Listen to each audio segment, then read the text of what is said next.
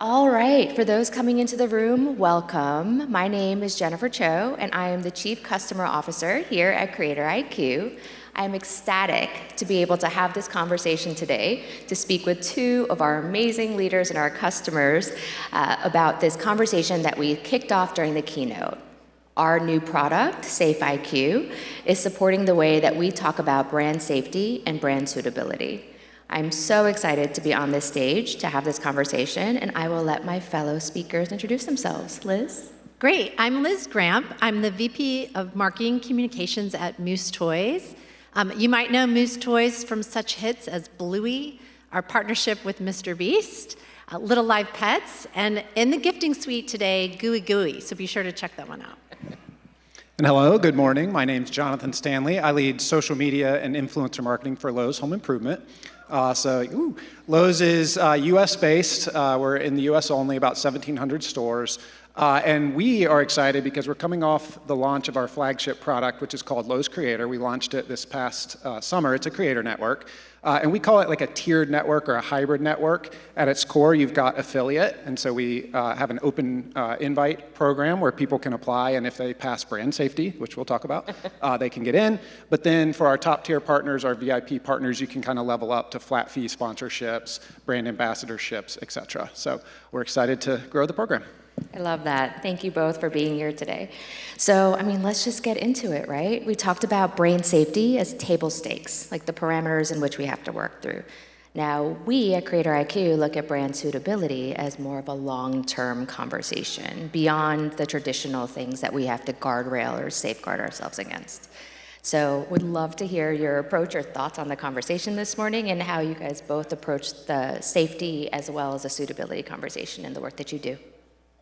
I think this morning was so helpful to see the ideas laid out so clearly, because I think every brand marketer works on brand safety, but the nuances between safe and suitable, it gets a little trickier. So I want to add one thing to that, which is moment in time, because your brand is going to change and evolve, and creators change and evolve, platforms change and evolve. So something that was brand safe or brand suitable 5 years ago may not be brand safe or brand suitable now. So I think the more we explore that as a creator and brand community, together we keep everybody safe and productive. And I think that's another element of it is a conversation and a two-way street. Yep, completely agree. And in some of our previous conversations, we actually added a third layer, right? The brand fit, which could be a temporary fit for a specific campaign or a reason or a specific launch, right? So again, the conversation continues to be complex and nuanced. But Jonathan, how do you approach this conversation at Lowe's? It's a great question. So for the Creator Network, we first look at brand safety. So if you apply, we're going to go through all the basic checks that you might think, politics, et cetera, as well as some things that are maybe unique to our business. So a good example would be proper use of our tools. You can imagine there's like a lot of teen content and things like that where they're kind of using our product in unsafe ways. So literal brand safety, like tool safety, is one that we look at. So you can get in the network if you do that, but then the next level up for our brand suitability partners are the people who we're really leaning in with. So these are our top performers, people who are a really great fit for our brand. And I actually think it's interesting to think of an example of someone who would be brand safe but not brand suitable. So an example for us might be a super high-end interior designer. Because if you can imagine, like Lowe's, we're an affordable company. We want to appeal to the masses. So we might let a high-end interior designer into the network, but then not, partner with them from a sort of hashtag sponsored standpoint, because that's not really reflective of our brand and who we're trying to be. So that's kind of an interesting nuance. And then brand fit, I do think a good example for us is, even though we're home improvement, we have a sports partnership with the NFL. And so as part of that partnership, we recently launched an integration into Madden NFL, the video game. And so we wanted to do a partnership to promote that. So we went out to the gaming community, which was a first for us at Lowe's, and we partnered with a creator named Jesser, who did a live stream with Saquon Barkley from the Eagles. Any Eagles fans? Eagles. I'm a Chiefs fan. And so that, from a brand safety standpoint, was a one-time thing. You know, he was a partner, but it was kind of a one and done. And so that's an example, I think, of brand fit. Yep. No, I love that one and done conversation. I know we had the same conversation around Addison Rae and your partnership with her. Yeah, so this is what I mean about that moment in time. So about 5 years ago, it was 2020, like think back in your mind, the dark ages. Social media was at the dawn of time. I feel like it was so long ago. So we had a partnership with Addison Rae. And so this is when she was still a young teen girl. She was the hottest thing on Dance Talk. But she was at an earlier stage of her career. So she helped us. We created what we call a waterfall campaign. So we seeded some product with her, a cute little collectible called Oh My Gift. She did her cute dance talk with it, did an incredible post. And then we had a bunch of creators lined up to follow her. So right away, it looked like she started a trend, and then Brent Rivera picked up on it, and then micro creators picked up on it, but it really had been planned all in advance. Now at that time, she was a great fit for us. She was highly aspirational to young girls who looked up to her. Dance Talk was hot.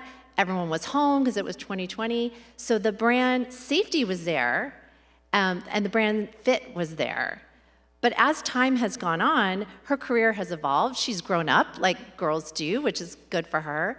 So she might not be the right partner for us anymore, even though we still have products we want to talk to that aspirational girl who's looking up to girls like Addison.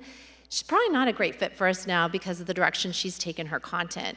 So I think that's where you will want to have some long-term partnerships, but it's also okay to capture that magic in the bottle when the trend is right, and then move on to the next thing for your brand. No, I completely agree. There's a moment in time, there's short-term and long-term strategy, just to make the conversation even more nuanced. So I do think it's important to kind of talk about real-life examples, and there was one that came up in our pre-conversation around Mr. Beast, because that is a loaded influencer. And I was surprised to learn that both of you had worked with him. So Jonathan, can you tell me about your partnership with Mr. Beast? What do a toy company and a home improvement retailer have in common? You probably would not have guessed Mr. Beast, but I think that's why this is like the best example, because first of all, you guys are like, who are these random people on stage from toys and home improvement? We're honestly super interesting and fun.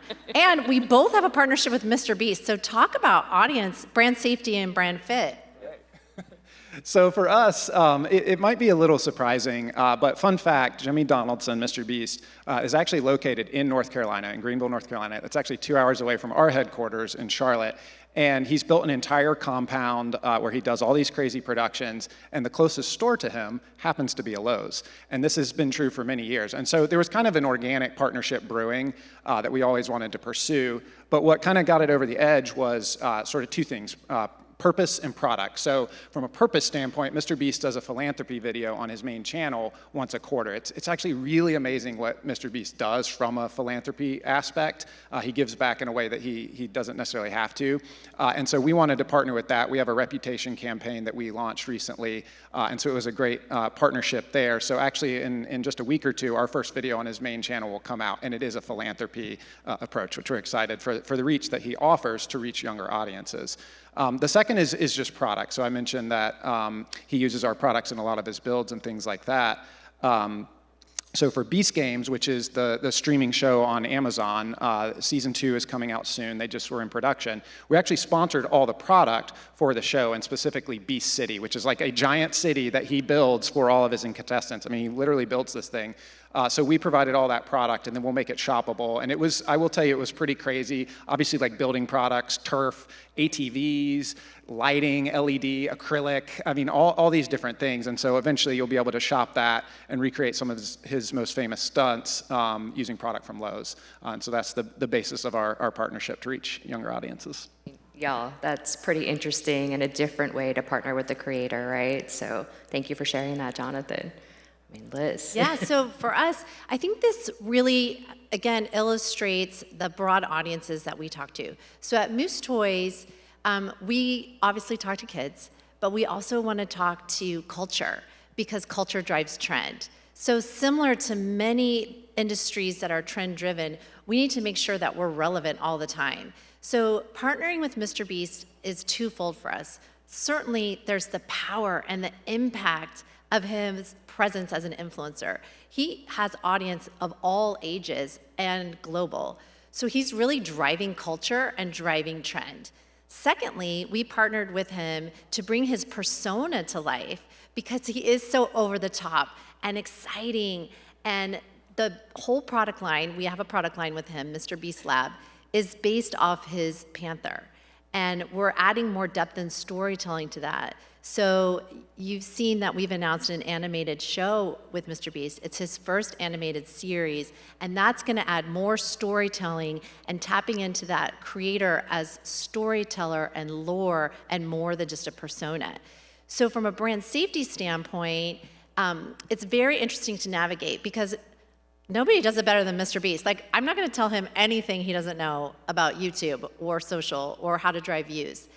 But I literally yesterday had a meeting with his team to talk about brand safety because we're experts in kids. And any piece of content that we put out, any partnership that we have, has to be the most safe. Not only from a regulatory standpoint, which is critical, but also from a human standpoint. These are children, and we want them to see content that's uplifting, appropriate, fun, brings joy. And so helping a partner navigate that is actually really interesting and really important, both as they continue to expand their brand and franchise in new places, and we continue to partner with them and utilize them both as an influencer impact, but also as a product partner. No, I hope you guys think this is fascinating because again, this is not an influencer that I thought would be shared in common with your two brands. So, but I could imagine as you're pitching this idea, right? Jonathan, we talked a little bit about legal restrictions and how, when it comes to the conversation around safety, it is not just about the creative. You have to partner with different stakeholders within your business, specifically your legal teams.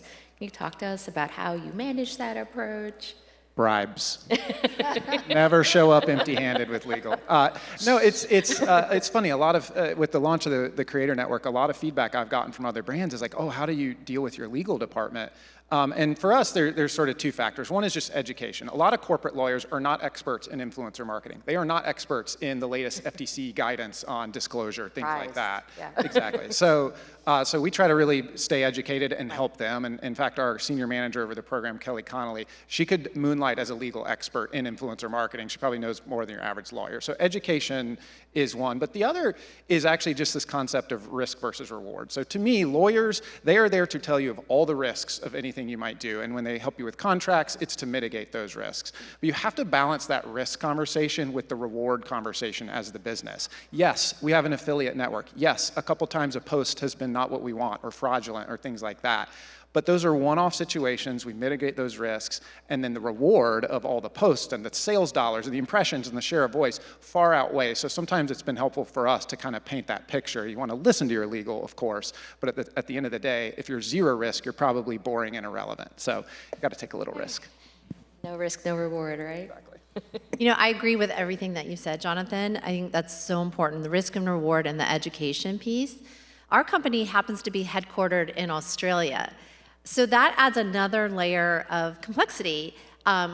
Laws differ all around the world. So when you're operating globally, we operate in Australia, US, Mexico, Canada, and across Europe. The laws are different. The laws in Europe are much stricter.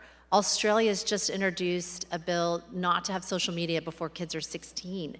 So it's very nuanced, but then also there's the cultural attitude. So you can imagine, we are a family-owned entrepreneurial company, so we're kind of like a go-for-it mentality. So in some ways I'm lucky because usually I'm the one who's telling legal, like, guys, like, I don't know, like maybe we should pull that back. But that attitude and the cultural impact is really important when you're working with legal, whether you have a super friendly legal like mine or you have a really restrictive legal, really helping them understand that cultural relevancy when you're operating different markets is really key too. Yep. No, the global conversation, especially when we talk about legal and restrictions, obviously just creates a whole different layer of considerations as you're making these decisions. So just leaning into the stakeholders. The other reason why I thought this panel was so interesting is that you operate from entirely different business models, right? You don't have a D2C business, right? Like, so I would love for you guys to talk about how you consider the different stakeholders when considering this conversation. Sure. So we do not have a direct-to-consumer business, and we are not a retailer.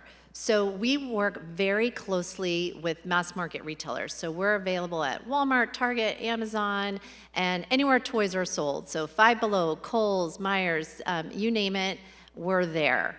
So we want to be very careful because anything that we do with our brand also reflects on our retailers. So in a prior role, not at Moose Toys, but at Mattel, I actually had a product pulled off shelf at Walmart because they didn't feel like it was appropriate for kids, a Barbie product. So we have to work really carefully with those stakeholders, especially when we're promoting an exclusive item and we're trying to drive store traffic. We're actually working with Salish Matter right now, and we were intending to film at a mass market retailer over the weekend, and their local team was all about it. As soon as it went up to Walmart Corp, they're like, absolutely not. We cannot have Salish Matter in one of our stores. She will be mobbed, and we will shut down the store. So keeping stakeholders informed and being mindful that brand safety is not only your product, your brand, your employees, but your partner's product, brand, and employees as well. You want to have a wide net when you're thinking about that brand safety. Totally makes sense. And for us as a retailer, and it was interesting when we were meeting before this talking about it, so we have almost 2 million products. And if you think of trying to market all those products, and it's in our best interest as well as our vendors and manufacturers, plus the different personas that a home improvement brand has. It's not just DIYers, we've got pros, we've got gardeners, we've got interior designers, we've got beginners, we've got experts, on and on and on. One of the challenges of sort of traditional influencer marketing and flat fee sponsorships is we just couldn't reach all the niches out there. And these creators were using our products, and they wanted to partner, and we didn't have a method to do that. So that's one of the big reasons we went to the network, is that concept of scale, because now we can partner with anyone. One of my favorite examples when we launched the network was actually this creator who was doing skateboard ramps. And he was out there, he was making skateboard ramps, he was using our products, it was performing really well. We would have never had the skateboard ramp campaign on the marketing calendar, but yet exactly the point, like that niche can now tap in. But with brand safety, it becomes challenging because you have these partners, they apply, and you need to vet them, right? So we use whatever tools we have at our disposal, but admittedly, it is still very manual, and at the end of the day, we're pulling up their profiles and looking at it. And particularly with a platform like YouTube, that's challenging because you can scan the thumbnails, right? But how are you going to see a Lowe's mention or a competitor mention or something in the middle of a 30-minute video? And so the tool you showed this morning was a great unlock, because the more we can automate those reviews and flag it to us so that we can just check off the things that need attention versus mining for potential problems, it would be a major unlock. So I was excited to see that today. Yes, if you haven't checked it out, make sure you go see our Safe IQ station tomorrow, where we talk about how we leverage our technology, our product, and AI in order to look through all of the content and help customers like you. So thank you, Jonathan. I mean, I'm going to go back a little bit into a philosophical conversation around this. You know, when we talk about brand safety, do you guys think brand safety is killing creativity? I think it can if you let it. So there's two things that when working with creators, everyone knows you get the most out of a creator partnership when you give the creator a lot of freedom. And that was also in the keynote this morning. She's like, listen, I understand, you guys gotta brief me, but I know my audience best, let me do my thing. And she's 100% right. So you have to have the freedom, and that's why the vetting becomes really important. Because if you know the content, you know the creator, you know the brand safety, suitability, and fit, then hands off. And then you can let that creativity roll, because there's no way it will go wrong. So it's all about doing the legwork up front and not letting your brief or your safety concerns constrain the creativity. That's where you can make a misstep. Right. There's always that balance, right? Couldn't agree more, and maybe the only build I have is often if you are strangling the creativity because of your brand safety, maybe you didn't cast the right partner. So if it goes back to finding those authentic connections from the start, and if you get it right, it should hopefully be a little bit more natural. Otherwise, for sure, it can be killed by brand safety. Yeah, completely agree. I know we have a lovely clock in front of us, and as you can hear, this conversation is really just beginning. The conversation around safety, suitability has so many nuances, there's so much complexity to it and so many things to consider. This is definitely an ongoing conversation, and I'm so happy to have two leaders with us to be able to navigate this at this early stage. Would love to hear some closing remarks about your approach and any guidance that you would give the audience. Yeah, so I always joke around that I have two hats. I have my evil marketer hat, where I will push the envelope as far as possible. And then I have my mom hat, and I work in children's products. So my advice to you at the end of the day is your brand is your baby. So put on your mom hat and think about just common sense judgment. We have incredible tools, and this new tool is going to be such a game changer in time to solve for all the research. But you have to trust your judgment at the end of the day and be that mom of your brand and say, does this make my baby look good? Is my baby comfortable? Are they safe? Are they happy? Just answer those questions as a human. And that's going to tell you, your gut's going to know, especially if you know your brand, your gut's going to know. And that's my best advice. Use your own sound judgment. I love that. That's such great advice. And what I would add is for me, one of the things I've learned is stick to your guns, stay your course, stay your strategy. We live in a world where we all wake up, we get on social, and there are so many brands doing so many smart campaigns and activations. You see them every day. You get the inevitable email from someone that says, the competitor did this, why aren't we doing this? And you know, being agile is good, but it can quickly lead to chaos and what I call wake up and make up marketing. I woke up in the morning and I made up a new strategy because I'm reacting to something. So it's one of the hardest things to do in being nimble, but is stick to your course, stick to your gut, and know your strategy. Don't get down side paths just because a competitor posted something that was interesting and good too. Competitors do great work, and that's great. Good for them. Oh, I'm stealing that wake up and make up. That's a good one. Yes, no trigger reactions, right? I mean, it's hard to control because, of course, our industry is moving so quickly, and I understand kind of the immediate reaction. But yes, I completely agree with both of you, right? It's the long game. I think that's such a good point, Jonathan, because, again, we all have stakeholders, and we get emails. Every single person in this room gets an email from someone saying, let's partner with this person. Why aren't we doing this? And not everyone in your organization is going to be as close or have the time to understand what you understand about brand safety and creator marketing. So to navigate through that, I think it's really about sticking to your guns, knowing when to take the risk, because sometimes that's okay too, and making sure that those stakeholders are engaged in the success to calm down the what if, why don't, what if. So show them the success out of your last partnership, and then they're going to start to understand and track and trust. So that's helpful to get ahead of it. Oh, I love that. And thank you both so much for joining me on the stage today to speak about this conversation that is obviously continuing to get more complicated. I'm so excited to continue to work with you both as we work with SafeIQ and understand where suitability and safety will go. So thank you so much today. Thank you so much, everyone, for joining us. Well, thank you. Enjoy the rest of the conference.